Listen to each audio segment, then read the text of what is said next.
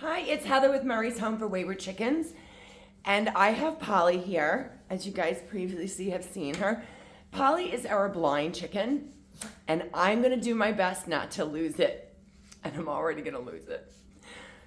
So we've done a lot of videos in the past on Mycoplasma. Mycoplasma is a respiratory infection in chickens that is incurable. It's treatable, but not curable. Very contagious, and once they have it, they will always have it. Their lifespan depends on a whole bunch of different factors, whether you can treat it fast enough, how mild or how bad the bout is. Sometimes they're treated and they never show symptoms again. Sometimes they get sick every few months. It really varies. Polly has mycoplasma. She came to us with mycoplasma. And it's not what caused her blindness. Her blindness, the vet says, is caused by cataracts. So spring is here, and a lot of times when the weather changes and their bodies are adjusting, they can sometimes get sick.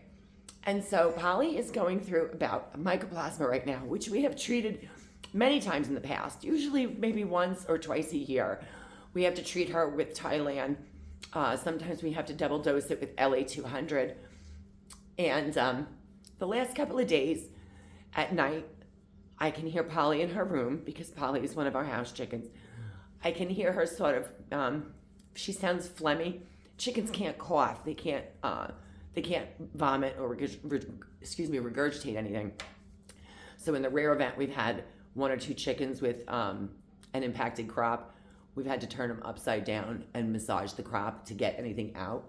And so we're not going to do that to her to get the phlegm out, at least not until I talk to the vet. I do have a call into the vet. So for the last 2 nights, I've heard her at night. She sounds very phlegmy. She sounds very raspy. I'm going to try to see if you can hear her. When I'm holding her and I pet her, she calms down a lot, and she just sort of, yeah. See if you can hear her. I don't want to make her do it, but she's, and she's not going to be able to get that out. So last night we gave her a dose of Thailand. We gave her another dose of Thailand this morning, and we're going to give her another dose of Thailand tonight. We can't locate the LA-200. For whatever reason, we can't find a bottle of LA-200 that big. So we're going to buy another one. And I have a call into the vet to see if she can give her, the LA-200 is an injection. But if the vet has a stronger antibiotic that will help, then I want to have her get that. She's so calm now, and if I pet her, she just falls asleep in my arms. And I know she tries to look at me, my pretty girl. My concern, and the reason why I'm a little emotional about it, is because this one seems worse, this bout, and I'm afraid that it's progressing. And if it progresses or it starts to come back more frequently, there is only so much that you can do before your chicken just can't. If it gets bad enough, mycoplasma being a respiratory infection, they can't breathe. They'll struggle to breathe. And we've had Polly for so long now, and she's always been a house chicken. So I'm not ready to consider that it could get bad. She doesn't sound very bad yet, so I'm very, very hopeful. But she's phlegmy. She isn't struggling to breathe, at least not now. Because I couldn't find the LA-200 last night, after we gave her Thailand, one thing that was actually very helpful, I'm going to grab it, is the Vet RX. So Vet RX is like liquid Vicks, and it's like a homeopathic cure-all.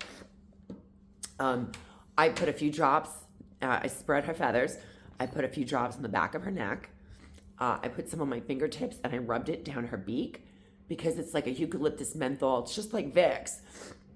You can't get it in their eyes, it will burn. But it is sort of edible. It's not like if they eat it, it's gonna be, there's nothing wrong with it that way. It just burns if you put it in their eyes. So I was very careful. I rubbed some down her beak so it gets into her nostrils.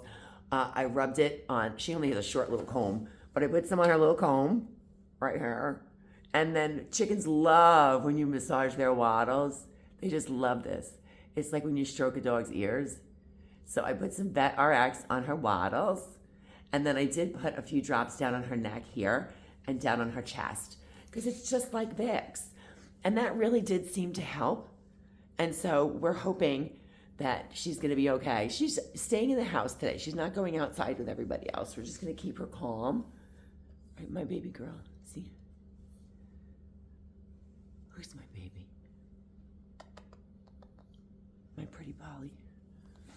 And so I'm going to see if the vet can give her an injection, because we know that if she gets the antibiotic that kicks its ass, then it's usually a good length of time before she has another bout of it.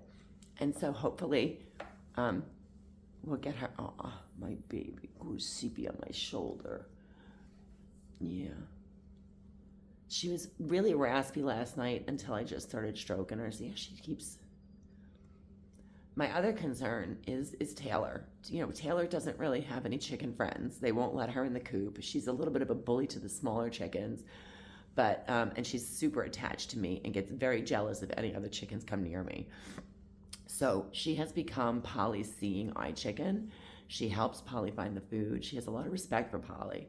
And so she helps Polly find the food, and those two are very, very bonded. There are 2 permanent house chickens. It's my second concern, is besides my own selfish need to have my Polly around, is that if anything happens to Polly, Taylor's going to be devastated. I don't know who would be more devastated. So I'm going to keep you guys posted, but I wanted to give you a quick update. And you can pretty much do this with any chicken. If you hold a chicken and then just sort of stroke them like this, they fall asleep in your arms. It is the most precious thing. It's so cool. So if you guys have questions or comments, please feel free to leave them. And if you want to hit like or subscribe, we would love that. And I will keep you posted on Polly and this particular bout of Mycoplasma. I'm hoping that we can get past it without any real issues. So if you want to keep us in your prayers for Polly, have a great day. Thanks.